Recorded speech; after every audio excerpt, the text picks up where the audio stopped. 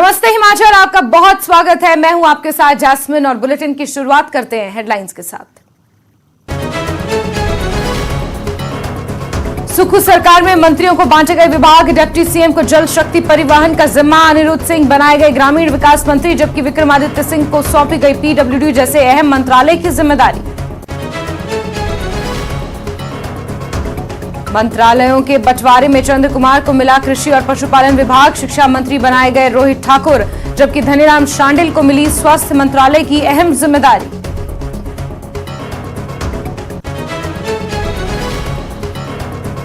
हर्षवर्धन चौहान को उद्योग और संसदीय कार्य मंत्रालय की मिली जिम्मेदारी, मुख्यमंत्री ने अपने पास रखा वित्त, सामान्य प्रशासन, गृह और कार्मिक विभाग। जो विभाग किसी को नहीं हुए आवंटित वो भी देखेंगे सीएम।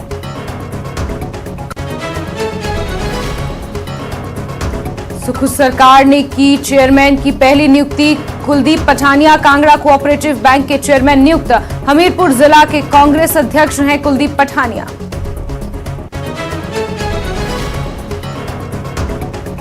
पूर्व सरकार के फैसलों को डी नोटिफाई करने के मामले में हाईकोर्ट में 4 हफ्ते बाद सुनवाई, हाईकोर्ट ने सरकार से जवाब किया तलब।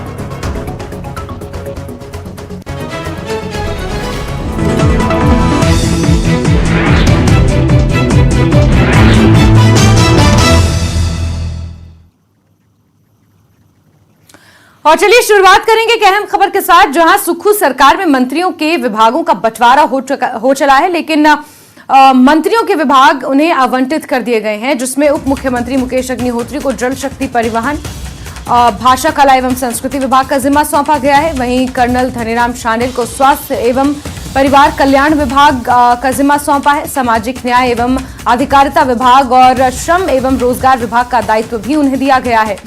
कृषि और पशुपालन विभाग के चंद्र कुमार मंत्री बनाए गए हैं। इसके अलावा हर्षवर्धन चौहान को उद्योग, संसदीय कार्य और आयुष विभाग, जबकि रोहित ठाकुर को उच्च शिक्षा, तकनीकी शिक्षा विभाग, वोकेशनल और इंडस्ट्रियल ट्रेनिंग का जिम्मा सौंपा गया है। वहीं जगत सिंह नेगी को राजस्व, बागवानी और जनजातीय विकास विभाग और अनिरुद्ध सिंह को पंचायती राज और ग्रामीण विकास मंत्री का जिम्मा सौंपा गया है। इसके बाद विक्रमादित्य सिंह को सबसे बड़े विभाग का जिम्मा मिला है, जिसमें विक्रमादित्य सिंह पीडब्ल्यूडी मिनिस्टर, युवा सेवा और खेल विभाग संभालेंगे। और सबसे बड़ी बात यह कि जो विभाग किसी को आवंटित नहीं हुए हैं उनको मुख्यमंत्री सुक्खू खुद देखेंगे।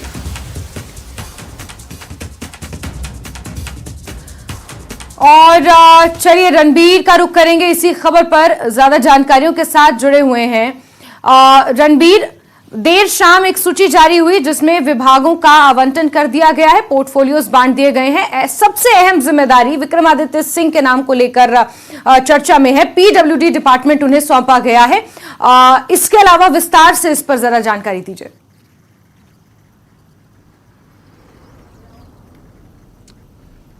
जी हाँ, देखिए विभागों को लेकर जो है काफी माथापच्ची हुई है। अब जिस तरह से ये अब एलोकेशन हुआ है पोर्टफोलियो का, इसको इस तरह से देखा जा सकता है कि जो 3 बड़े महकमे होते हैं जिनको लेकर जो है जद्दोजहद रहती है मंत्रियों में, तो यहाँ पर देखिए जो स्वास्थ्य विभाग है, बड़ा महकमा है, उसकी जिम्मेदारी जो है कर्नल धनीराम शांडिल को सौंपी गई है। उद्योग विभाग का जिम्मा जो है हर्षवर्धन चौहान को दिया गया और बड़ा विभाग पीडब्ल्यूडी विभाग, जिसके लिए सबसे ज्यादा जो है ये माना जाता है कि उसके लिए जो है मारोमारी रहती है। लेकिन यहाँ पर जिस तरह से संतुलन बनाने की कोशिश यहाँ पर की गई है, वो यहाँ पर इस सरकार में दिख रहा है कि देखिए यहाँ पर पहले मंत्री बनाने को लेकर जो है माथापच्ची हुई थी, जो अलग अलग जो गुट बताए जाते हैं उनमें ये कोशिश थी कि कैबिनेट मंत्री किसे बनाया जाना है, तो वो जब हुआ उस पर सहमति बनी, तो अब विभागों का बंटवारा जो है इसमें ये देख रहा है कि संतुलन काफी जो है यहाँ पर देखा जा रहा है। और दूसरा जो चौथा बड़ा विभाग जिसे शिक्षा विभाग कहा जाता है, उसको देखिए वो रोहित ठाकुर को जिम्मा यहाँ पर सौंपा गया है। करीब करीब जो है 1.25 लाख से ज्यादा कर्मचारी इस विभाग में, सबसे बड़ा विभाग जो है कर्मचारियों के लिहाज से वो यहाँ पर जो है रोहित ठाकुर को दिया गया है। शिक्षा विभाग का जिम्मा वो देखेंगे। और इसके अलावा जो बड़ी बात जिसमें ये भी है, जो दूसरे अन्य और महत्वपूर्ण जो विभाग है जिनमें ऊर्जा विभाग आता है, पर्यटन विभाग आता है, वन विभाग आता है, वो किसी मंत्री को नहीं दिया गया है। और ये जो विभाग हैं वो मुख्यमंत्री ने अपने पास रखे हैं। उप मुख्यमंत्री की बात करें, उनको जो एलोकेट किए गए थे, जो पोर्टफोलियो दिया गया था उन्हें, उनमें किसी तरह का बदलाव नहीं है और ना ही कोई और विभाग उन्हें दिया गया है। उनके पास केवल जल शक्ति रहेगा, ट्रांसपोर्ट डिपार्टमेंट उनके पास है और भाषा, कला और संस्कृति विभाग उनके पास है।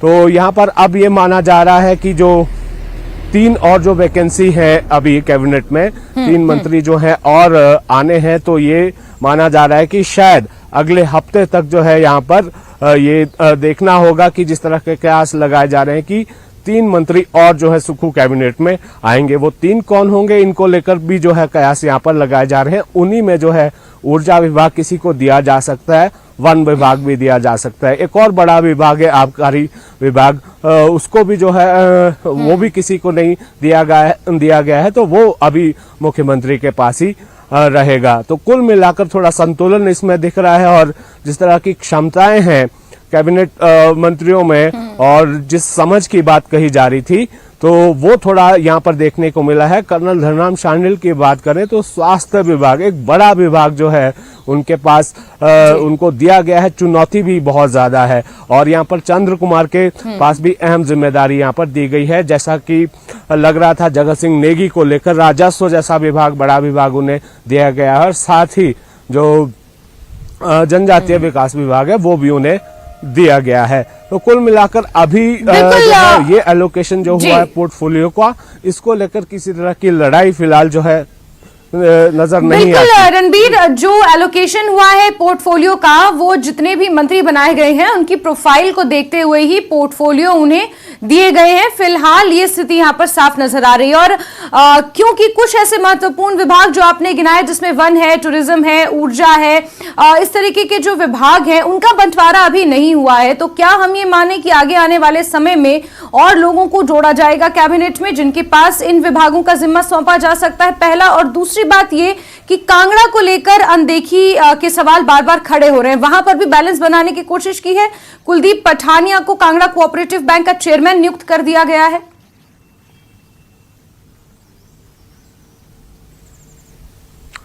देखिए, यहाँ जहाँ तक ये विभागों के आवंटन का मसला है, तो बहुत सारे विभाग जो है जो बांटे नहीं गए हैं वो मुख्यमंत्री के पास रहेंगे।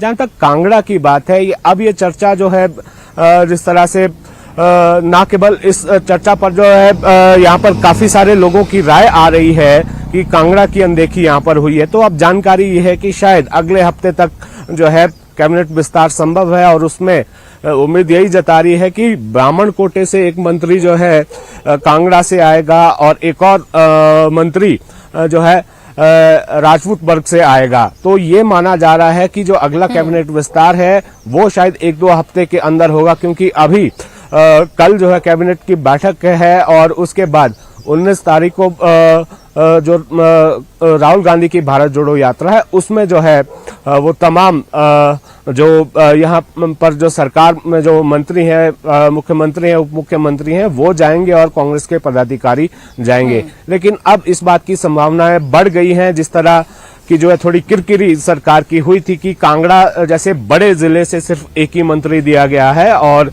2 जो है सीपीएस दिए गए हैं। तो अब ये तय माना जा रहा है कि बहुत जल्द जो है कैबिनेट का विस्तार होगा और उसमें कांगड़ा को जगह दी जाएगी। राजेश धर्माणी का नाम भी सामने आ रहा है कि उन्हें भी जगह शायद दी जाएगी और जिस तरह से उनका नाम पहली सूची में था, लेकिन अंत समय में उनका नाम जो है कट गया। तो अब ये भी इन चर्चाएं हैं कि जो बड़े विभाग जो आवंटित नहीं है उनको जो है वो दिया जाएगा।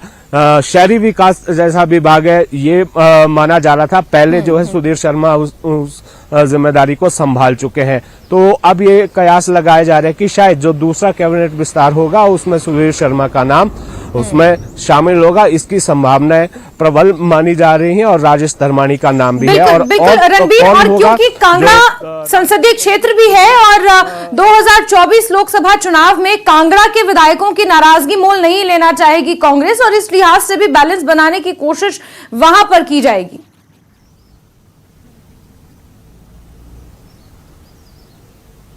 जी हाँ, 2024 जो है अहम है, वो पहली परीक्षा होगी सुखू सरकार की। तो उसमें उसको देखते हुए हम देख रहे हैं कि जो शिमला संसदीय क्षेत्र है, सबसे ज्यादा मजबूत जो है शिमला संसदीय क्षेत्र को यहाँ जो विभाग बांटे गए हैं, मंत्री बनाए गए हैं, सीपीएस लगाए गए हैं, उसके हिसाब से हमीरपुर संसदीय क्षेत्र की बात करें तो वहां से मुख्यमंत्री और उप मुख्यमंत्री है, तो वो भी जो है यहाँ पर बैलेंस नजर आ रहा है। कांगड़ा में हालांकि एक ही मंत्री है और 2 सीपीएस हैं, और कुलदीप सिंह पठानिया जो विधानसभा के स्पीकर बनाए गए हैं, तो इस लिहाज से थोड़ा कमजोर है। लेकिन जो मंडी संसदीय क्षेत्र है, वहां पर जो है एक जगत सिंह नेगी, हालांकि वो ट्राइबल कोटे से उन्हें मिनिस्टर बनाया गया है, तो एक जो है जगत सिंह नेगी है और एक सीपीएस के रूप में कुल्लू सदर से जो विधायक हैं सुंदर सिंह ठाकुर, उन्हें दिया गया है। तो अब ये माना जा रहा है कि आगे जो विस्तार होना है उसमें कांगड़ा को तरजीह जाएगी। कुल्लू माफ कीजिएगा, जो मंडी संसदीय क्षेत्र है उसको लेकर भी जो है यहाँ पर कयास लगाए जा रहे हैं कि शायद मंडी संसदीय क्षेत्र को भी अधिमान दिया जाएगा, कुछ लोगों को वहां पर एडजस्ट किया जाएगा। इसमें देखिए अभी एक चीफ विप की कुर्सी जो है अभी खाली है, चीफ विप लगना है, डिप्टी स्पीकर लगना है, और राज्य जो योजना आयोग है उसका जो है उसके अध्यक्ष की नियुक्ति होनी है। तो 2-3 पद जो है अभी खाली है, और जो सीपीएस लगाए गए हैं 6 सीपीएस, इनमें जो है सिर्फ एक ही सीपीएस को अभी जो है जिम्मेदारी मुख्यमंत्री ने दी है, उन्हें अपने साथ अटैच किया गया है, संजय अवस्थी को। तो अब इनकी भी जो एडजस्टमेंट होनी है, किन मंत्रियों के अधीन ये सीपीएस होंगे, वो भी शायद आज जो है वो तय हो जाएगा। जी हाँ। जैस्मिन। बिल्कुल रणबीर, और मंडी संसदीय क्षेत्र की अगर बात करें तो वहां की स्थिति तो कुछ ऐसी है कि जिनके विधायक जीते उनकी सरकार नहीं बनी, और जिनकी सरकार बनी उनके विधायक नहीं जीते।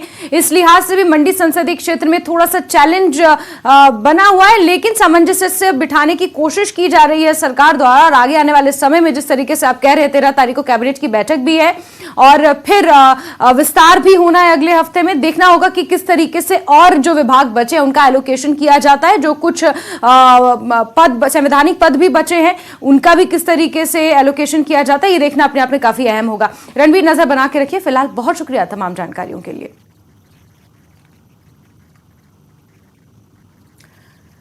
और आगे भी खबरों का रुख करेंगे, लेकिन वक्त एक छोटे से ब्रेक का।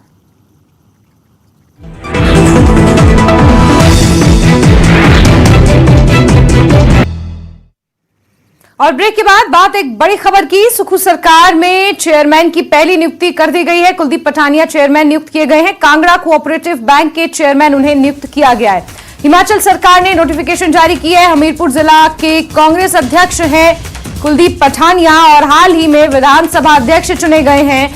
और अब पहले चेयरमैन की नियुक्ति के साथ ही कुलदीप पठानिया को कांगड़ा कोऑपरेटिव बैंक का चेयरमैन नियुक्त किया गया है। बड़ी खबर आपको बता रहे हैं, देर शाम इसको लेकर नोटिफिकेशन जारी की गई। मंत्रियों के विभागों का एलोकेशन के साथ ही चेयरमैन की यह पहली नियुक्ति की गई है। कुलदीप पठानिया को कांगड़ा कोऑपरेटिव बैंक का चेयरमैन नियुक्त किया गया है। तो बड़ी खबर आपको दे रहे हैं, कांगड़ा कोऑपरेटिव बैंक के नए चेयरमैन होंगे कुलदीप सिंह पठानिया। हिमाचल सरकार ने इसको लेकर नोटिफिकेशन भी जारी किया है। नोटिफिकेशन की तस्वीर आप अपने टीवी स्क्रीन पर देख सकते हैं। जानकारी आपको दे दें कि हमीरपुर जिला के कांग्रेस अध्यक्ष हैं कुलदीप पठानिया, विधानसभा अध्यक्ष हैं कुलदीप पठानिया, और अब कांगड़ा कोऑपरेटिव बैंक के चेयरमैन नियुक्त किए गए हैं।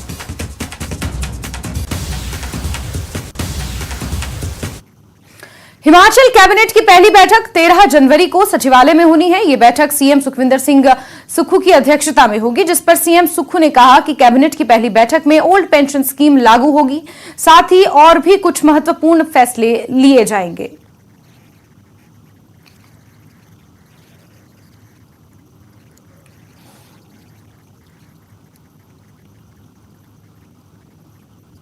अभी पहली कैबिनेट को आने दीजिए, आपको और बता देंगे। 13 तारीख को हम पहली कैबिनेट करेंगे। ओपीएस आपने वायदा भी किया है? नहीं, हमने कहा है उसको हम पहली कैबिनेट में हमने ओपीएस लागू करने की बात की है। जो आप कह रहे हैं, निश्चित तौर पर ओपीएस को पहली कैबिनेट में हम लागू करेंगे। पूर्व सरकार में खोले गए संस्थानों को डी नोटिफाई करने के मामले में अब 4 हफ्ते बाद हाईकोर्ट में सुनवाई होगी। इस मामले में पूर्व मंत्री बिक्रम सिंह और भाजपा अध्यक्ष सुरेश कश्यप की याचिका कोर्ट में क्लब हो गई है और डी नोटिफाई की याचिका पर हाईकोर्ट ने सरकार से जवाब भी तलब किया है।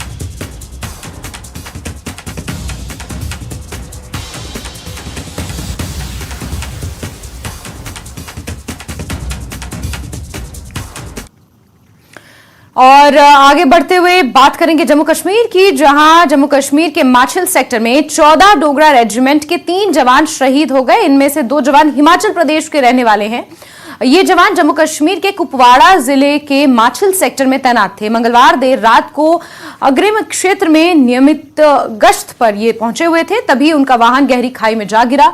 जवानों की शहादत पर मुख्यमंत्री सुक्खू और राज्यपाल राजेंद्र विश्वनाथ आर्लेकर ने शोक जताया है और दिवंगत आत्माओं की शांति की प्रार्थना की है। साथ ही शोक संतप्त परिजनों के प्रति गहरी संवेदनाएं भी व्यक्त की हैं।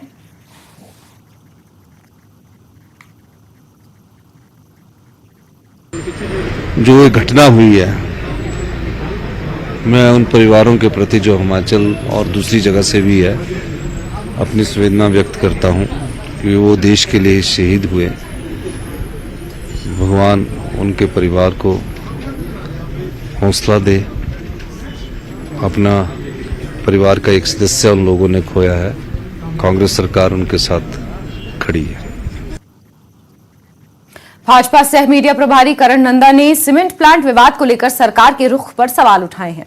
उन्होंने आरोप लगाया कि इस विवाद को सुलझाने के लिए सरकार गंभीर नहीं है। यही कारण है कि अब तक दोनों सीमेंट प्लांट्स बंद हैं। भाजपा ने आज सीमेंट होने वाली बैठक के बीच बेनतीजा रहने की आशंका जताई है। करण नंदा का कहना है कि सरकार के प्रयासों में गंभीरता नहीं लग रही है और अभी तक प्रदेश सरकार से ऐसा कोई भी काम नहीं हो पाया है जिससे लगे कि सीमेंट फैक्ट्री विवाद सुलझ जाएगा।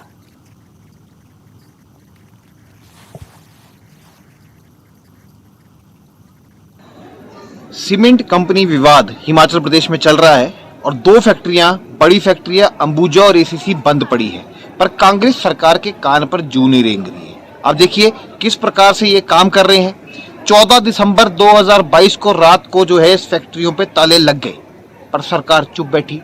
सरकार दिल्ली में मंत्रिमंडल की चर्चा कर रही थी, मुख्यमंत्री और डिप्टी सीएम बन रहे थे। 16 दिसंबर 2022 को दारलाघाट का जो यूनियन है और उपायुक्त जो है वो बैठ के जो है चर्चा करी, पर विफल रही। 17 दिसंबर को फिर चर्चा हुई, वो फिर विफल रही। मामला 21 दिसंबर 2022 को सचिवालय पहुंच गया। 21 तारीख को बैठक हुई, 22 तारीख को बैठक हुई, 23 तारीख को बैठक हुई और उसके बाद 2 और 7 जनवरी 2023 नववर्ष की बधाई के साथ बैठक हुई, पर सरकार अभी तक कुछ नहीं कर पाई। प्रदेश में सीमेंट फैक्ट्री बंद हो जाने पर कई दिनों से रोष रैली निकाली जा रही है। इसी कड़ी में सोलन के दारलाघाट में ट्रक ऑपरेटर्स की ओर से रोष रैली निकाली जा रही थी। इस दौरान वहां से देहरा के विधायक होशियार सिंह शिमला जा रहे थे, तभी ट्रक ऑपरेटरों ने देहरा विधायक को पहचान लिया और उनका घेराव करने लगे। वहीं ट्रक ऑपरेटर्स ने करीब 15 मिनट तक उनकी घेराबंदी कर स्पष्टीकरण मांगा, जिसका बचाव करते हुए होशियार सिंह ने अपने बयान से वो पलट गए और बोले कि विधानसभा में आपका पक्ष उठाऊंगा, जिसका वीडियो सोशल मीडिया पर भी अब वायरल हो रहा है। विधायक ने सोशल मीडिया पर ट्रक ऑपरेटर्स के बारे में एक विवादित बयान दिया था, जिसमें होशियार सिंह ने कहा था कि ट्रक ऑपरेटर्स की दादागिरी की वजह से सीमेंट उद्योग बंद हुए हैं। हमने हमारी हमदर्दी, ये जो सीमेंट इंडस्ट्री है जिन्होंने अपने गेटों पर ताले लगाए हैं, ये बिल्कुल ही जो है अनकॉन्स्टिट्यूशनल है। बिना नोटिस के इन्होंने ताले लगाए हैं और इसको, इस इंडस्ट्री को जल्द से जल्द चालू करना चाहिए। विधानसभा में उठाएंगे इसको आप? इस मुद्दे को मैंने विधानसभा में जोर शोर से उठाना भी है, क्योंकि ये सीमेंट इंडस्ट्री की दादागिरी है, ये उनकी गुंडागर्दी है और इसका जो मसला है जल्द से जल्द इसका जो मसला बैठ करके सरकार और सीमेंट इंडस्ट्री बैठ करके और साथ ही में ट्रांसपोर्ट यूनियन बैठ करके इसका मसला जो है जल्द से जल्द इसको खत्म करें, ताकि हमारे लोगों को रोजगार मिले, हमारे लोगों के कारोबार शुरू हो। हमारे ट्रक यूनियन, ट्रांसपोर्ट यूनियन का जो भी मसला है ये बैठ करके जल्द से जल्द इसका निपटारा किया जाए। मैं ट्रक यूनियन का समर्थन करता हूं और ट्रक यूनियन के साथ मैं बैठने को तैयार हूं। अगर कोई भी मेरी आवश्यकता है, अगर आप लोगों को ऐसा लगता है कि मेरी भी आवश्यकता है इसमें मध्यस्थता करने की, तो मैं मध्यस्थता करने को तैयार हूं।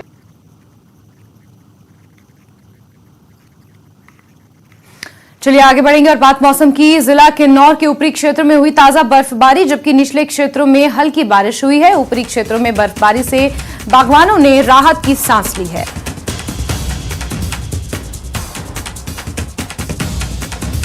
तो किन्नौर से आपको मौसम हाल बता रहे हैं, जहां पर बर्फबारी हुई है, निचले इलाकों में बारिश हुई है, जिसकी वजह से किसानों और बागवानों ने राहत की सांस ली है।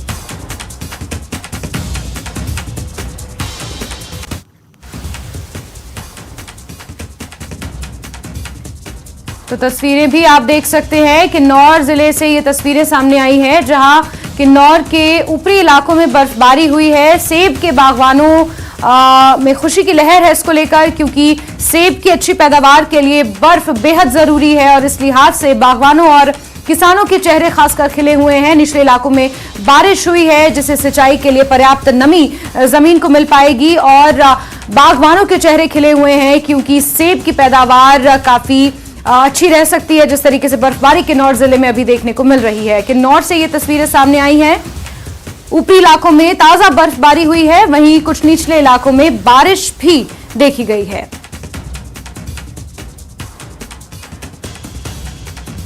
वहीं लाहौल स्पीति में भी मौसम ने करवट ली है। यहां रुक रुक कर बर्फबारी जारी है, पूरा इलाका बर्फ की सफेद चादर से ढका हुआ है।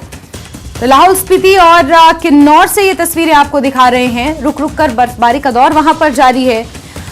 कुछ निचले इलाकों में रुक रुक कर बारिश हो रही है। किसानों और बागवानों के लिए ये एक तरीके से अच्छी खबर है, जहां किन्नौर और लाहौल स्पीति में बर्फबारी का दौर रुक रुक कर जारी है।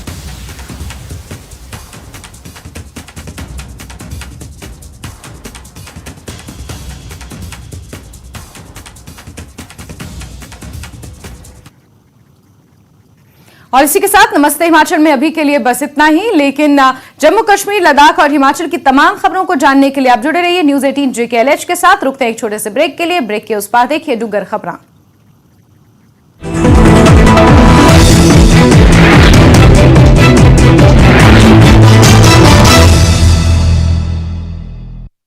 Headlines presented by पेट सफा आयुर्वेदिक चूर्ण।